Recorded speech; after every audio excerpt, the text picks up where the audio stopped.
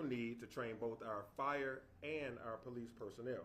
And so I've asked Fire Chief Smith and Police Chief Shearbaum to tell you a little bit more about the training needs that they have in just a minute. They will tell you that our current facilities are woefully insufficient to meet the needs of our public safety personnel and the demands of the community that asks for them.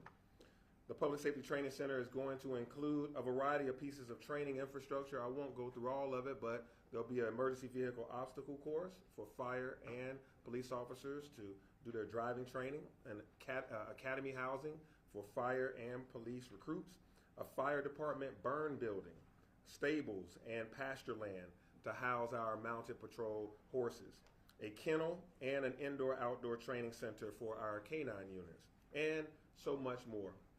Since my time on the Atlanta City Council, I have been a major proponent of high-quality training and police reforms.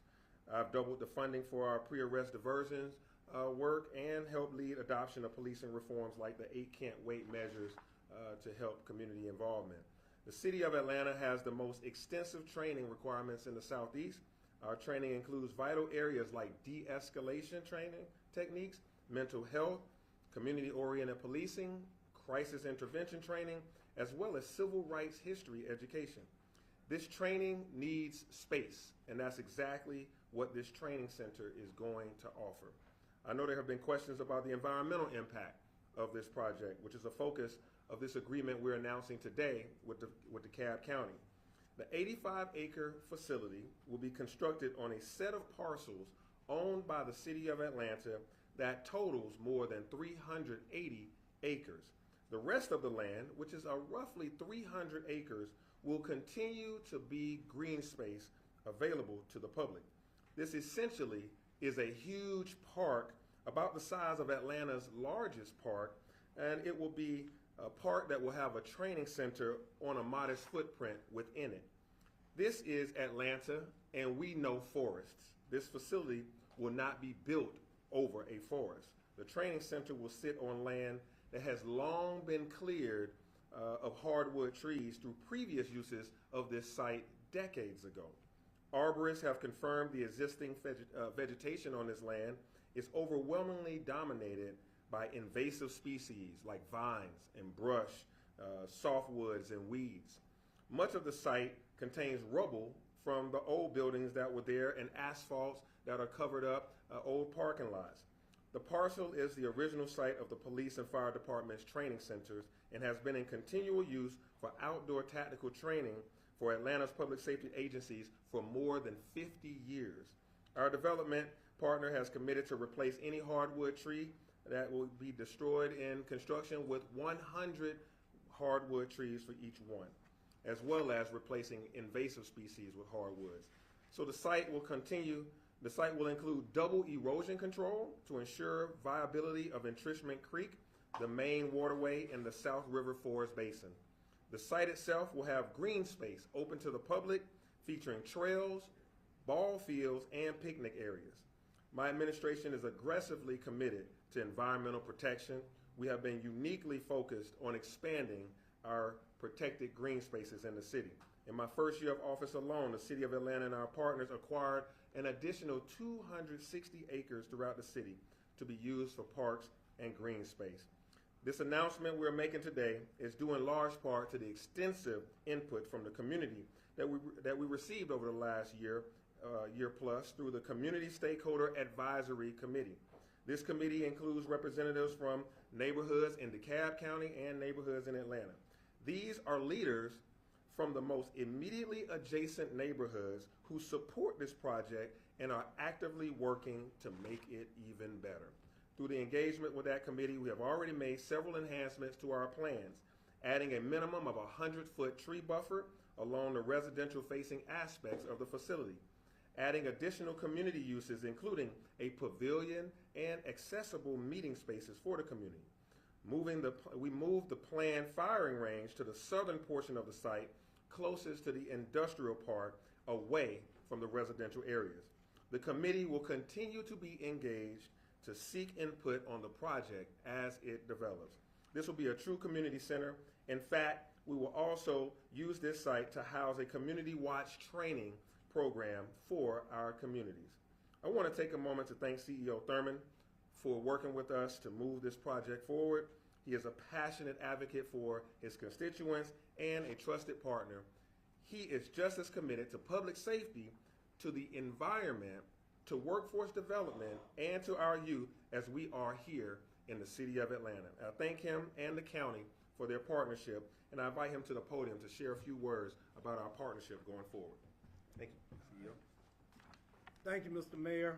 And let me say to Mayor Dickens and his staff, I want to compliment them for their openness, their honesty, their dedication to working towards, I think, a compromise of a solution that will allow the construction of the Public Safety Training Center to move forward, but more importantly, particularly from the perspective of the residents who for decades have invested their money and their time and their lives in that area, we will say, and we are saying to them, that we will protect the neighborhoods, the families, the individuals, and most importantly, we will protect the South River Forest Basin, which is a unique natural resource.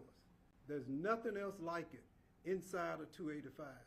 And it was our #1 priority, along with protecting the residents, to protect this beautiful, beautiful forest.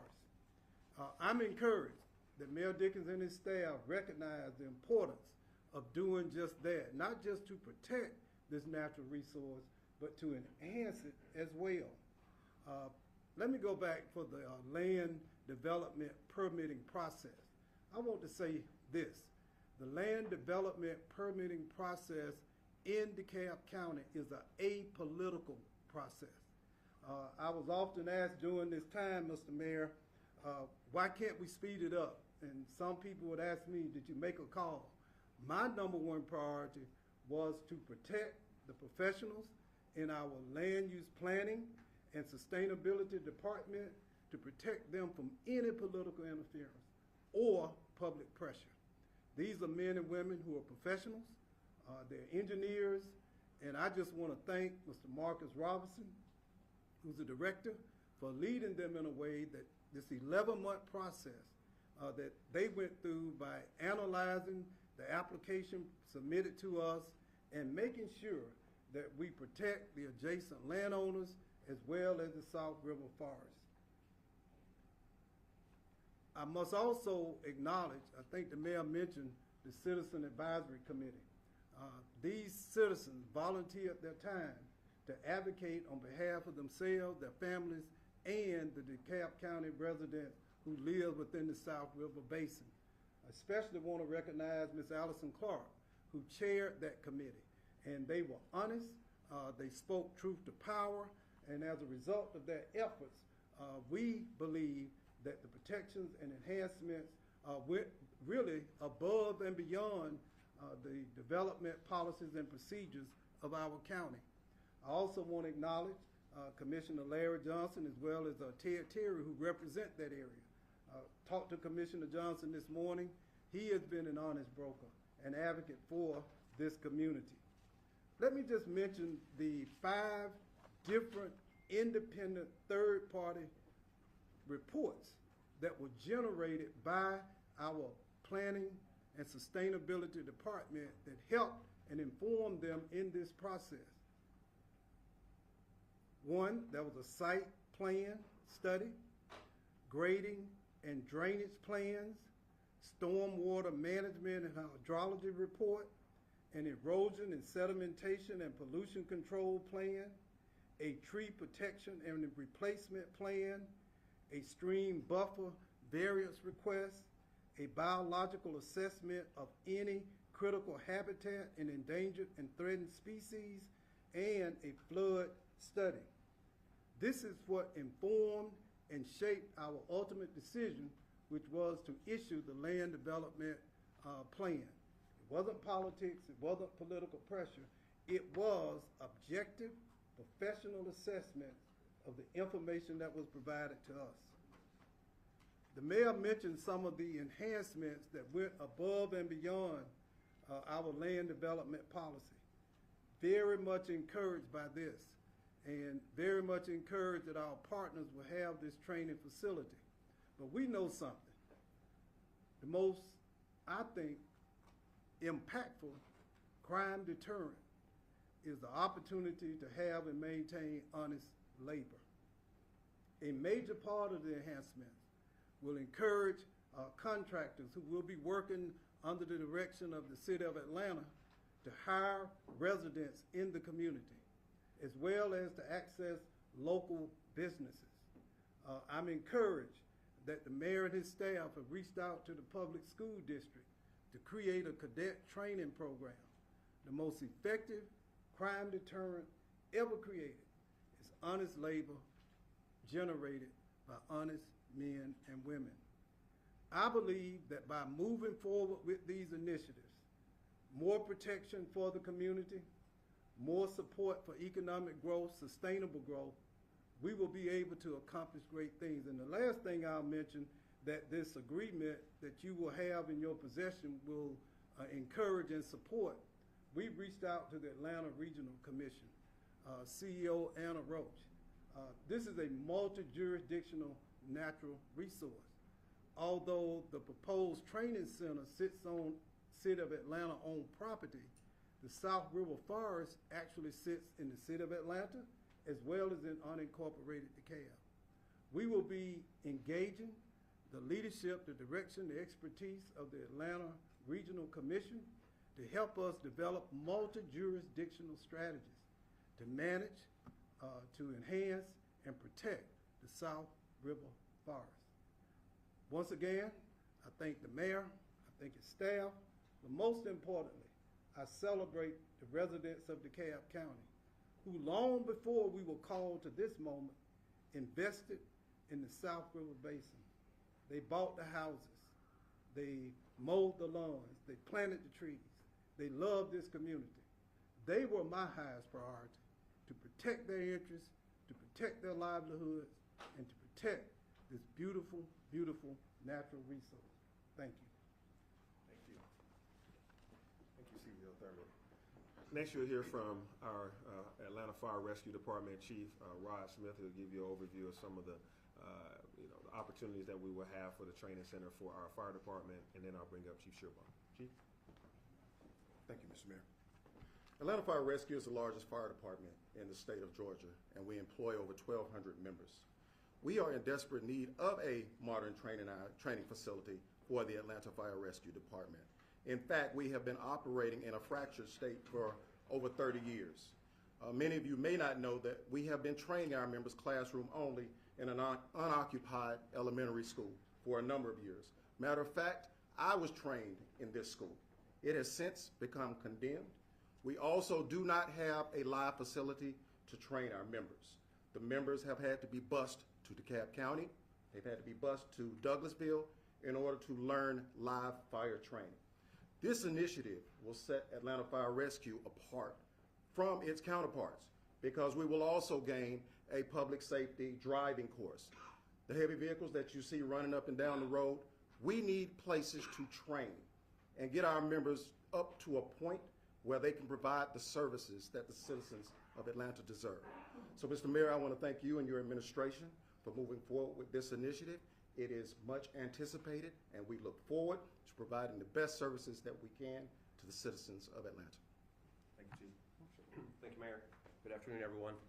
You know, I want to again thank the mayor for his leadership in this area. The brave men and women of the Atlanta Fire Department and Police Department, when they respond to your 911 calls, the skill that they have to save a life, to stop a crime, to build community trust does not come with uniform. It comes through training. Realistic, repetitive, first-class, 21st century training. And right now, much as is the case with Chief Smith, our training has just joined. We are renting space at Atlanta Metropolitan State College for our classroom. But for certain aspects of our driving training, which is required, we drive almost 1 hour south of the city of Atlanta to complete that training. We must rent or borrow space from the Fulton County Training Academy. We must go to neighboring jurisdictions to ask to use their mock training facilities and use their resources that a capital city deserves, that they're the men and women who protect the city. And when citizens call 911 in 2024 and beyond, they will be reassured that the men and women that are responding to their emergency are not only dedicated men and women that care about that community, they've been trained in the best training facilities that are possible. And training is the heart blood of what we do. It does not come with a uniform. It comes with first-class facilities with a dedication to commitment to serve this city. So Mayor, thank you for seeing the importance of training that it is. And we only have to look to the importance of law and enforcement and firefighters to know the success of the Atlanta is tied to that. And so for us to have these facilities is going to be a boon in our morale. We will see a boost in our recruitment and our retention efforts. And then every time a citizen of this city is protected by a member of their fire and police department, they will have been trained in the best class facilities that have been made available to them. Thank you. Thank you. All right. So you heard from CEO Thurmond, you heard from me, you heard from the chief, both chiefs. Now I'll take your questions. Mr. Mayor, you say this facility will protect the environment while developing business around the area. How will it do that? Yeah, so, again, this is a 380-acre set of land, 385 acres, set of parcels of land. And the Public Safety Training Center is going to be on 85 of those acres, and 300 acres are going to be protected green space. And so that's how we're going to make sure that we have a great green space, active use, ball fields and things, pavilions, a trail, et cetera, that people will be able to use and enjoy. And so the environment will be protected in that way. And as I mentioned, the arborist has already given their opinion about the vegetation that is currently on the Public Safety Training Center site, which, as you can see from these photos, a lot of this vegetation is weeds and softwood trees, and then on the other side is the actual forest that you can see all of that green space that we're going to protect. Mr. Mayor, will this new facility make possible training you can't do now that will improve use of force outcomes between police and citizens? Yeah, actually, I think I'll let Chief answer that, because I can, but I'd much rather Chief be able to talk about your Mark, the answer is yes, because right now, if we decide we want to hold a certain training regimen, we have to look to neighboring jurisdictions to see if they have space available to accommodate the Atlanta Police Department. So we will no longer be tied to the availability of others' calendar on our training regimen. And if you look around the country at terror attacks and active shooter situations, the Pulse nightclub comes to mind. The ability for Atlanta Fire and Rescue to train jointly with their police department is vital. And now we have to schedule around their availability and the availability of another agency to say, when can Atlanta Fire and Rescue and Atlanta Police train around these critical incidents? And so we will no longer be tied to that. Our availability to train in the sequence we want to will now rest in our hands. And so this is a good day for public safety for the reason you just pointed out and many others. Mr. Mayor, I'd like to ask you one other thing. I wanted to say something about that. I'll get you next. I want to say something also about the emergency vehicle obstacle course. If you think about it, right now, as Chief Smith was talking about those heavy trucks, we currently utilize space in shopping malls, old parking lots, and those property owners no longer want to allow us there because our trucks are so heavy that sometimes we affect their asphalt and concrete. So new drivers are learning how to drive a ladder truck or an engine on the city streets, and we just can't learn how to do these maneuvers together in the right kind of way. Chief, I don't know if you want to say more about that. No, that's correct. Okay, so yeah, so more. Mr. Mayor, but since she was next, As a follow-up to the original, so do you guys have to use or pay to use these other spaces when you are having to train at other locations? And also, is there a commitment that is being made to not develop on the other part of the land? The second part is yes. We will not. We are making a commitment to not develop on the other side of the land. So the 296 to 300 acres will go protected so that we won't develop on it. But the question about do we rent space from other people? Right. It usually is dependent on the availability, so it's waiting until they can make it available to us. On rare occasions, we do have to pay to access for certain rental areas. Mr. Mayor, I'd like to ask you about the Timetable question. for construction, as well as what other efforts will be used to protect the people, keep them safe, and the property on the site? Ask that again. The timetable for construction and what you'll be doing to keep safe the people and the property on the site. Well, we're taking one step at a time. Today, we're getting the land disturbance permit, and we will begin to start talking to our construction partners and just start making a plan to move forward. And you'll see as that goes, we'll make sure that we keep the site safe and that we move forward with construction, making sure that everybody's safe as that process goes on. Mr. Mayor, I'd like to ask a question about the Security. advisory committee. Yeah. Because you've been talking about how its advice in the site planning had been crucial in terms of its environmental development. Commissioner Ted Terry in DeKalb County appointed Lily Ponix, who is an environmental engineer, who immediately began to raise questions about the site development plan and the environmental studies that had been done. Allison Clark raised a fit essentially because she was speaking in public and had her removed from the committee. And then the committee began to essentially get packed by folks who were unwilling to make public criticisms about the development plan. Given this history of that advisory committee, how much can the public be assured that those committee recommendations were impartial, as has been asserted? Yeah, so George, I mean, some of that you stated was George's opinion and other opinion that was fed to you. I'll tell you that 6 individuals were selected from DeKalb County and 6 individuals were selected from Atlanta neighborhoods. And I didn't pay attention to any of it because it was a community-led process. So from that point, I don't know who those people you speak of are and what happened, whatever decisions they made about their internal votes about who's the leader, who's not the leader, who gets in or out. They set their own rules of engagement. And we're here taking the recommendations to add a 100-foot tree buffer, their recommendations to add sidewalks, their recommendations to have the firing range move further away from the residential area, their hopes and aspirations as it relates to the parklands and the ball fields and the community space. All of that input is what I see on the paper here. I don't know who made which suggestion and which ones went in and which ones were favored. I just know that it was a community-led process that I didn't actually have any input in. Whatever came out is what's on this paper and what I'm communicating and actually what's in the MOU. Very quick Mr. follow-up. Mayor, what do you say to protesters who called this site an invasion of the police state into the forest? Yeah, so, you know, the misinformation has gone far enough. This is a fire and police and community training facility. This will be a place where community policing, where collaboration between fire and police can happen, and also where all the things that in 2020 the nation, including this city, including this former city council member, called for additional training, community-based training. This is where that can happen. And so this process will take place. We'll develop this center. There'll be meeting spaces for the community. This is where your community and neighborhood watch programs will learn how to keep your neighborhood safe and things that we can do together. This is where we act out the things that we wanted to see in de-escalation training and community access to the police department and fire department. So I think that when you tell the truth about this, this is a collaborative effort as to how the city can then move forward with the community-based policing that the community wants. Got time for 2 more. Mayor, what's the status in the forest right now? Are there still people living in there? How is that? Yeah, so I don't know exactly what's happening in there right now. We did, and Chief, I'll let you speak to this in a second.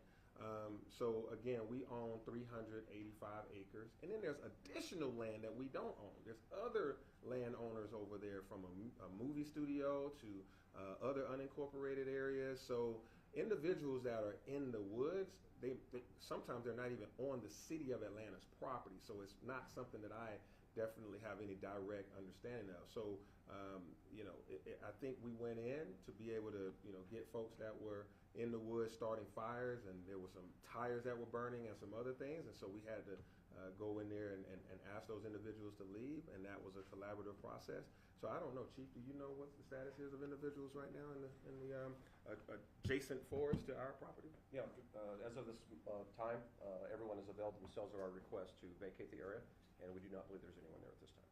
And what do you say to those protesters, and did you guys in any way consider their concerns when making this decision?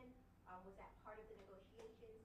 And what do you say to those who still say this isn't enough? The answer is yes, and that's why the community stakeholder group, which is comprised of actual neighbors and people that actually live in the community, they had the voice that was given to them by their vote of this in this community, and they don't live in Maine or Florida or Ohio or somewhere that doesn't have a 404 address. So these individuals that don't live here, they can peacefully protest as they wish, but the vote and the confidence of the community stakeholders that were 6 from DeKalb, 6 from Atlanta, and other individuals that have provided input, that's whose voice we've taken, and I think you'll see the benefits that the community will receive. Thank If I may, lost in this is the official authority to protect the forest and the environment in DeKalb County rests with the DeKalb County government. The land development plan and process is primarily a process to protect adjacent landowners as well as the environment. That was why this took 11 months to objectively do the analysis and the research within human understanding to protect that resource. And know this, DeKalb County will continue to be a aggressive and engaged steward of the South River Forest. This is the beginning of a process and not the end. All right. Thank you, Mayor. Thank you all. Thank you.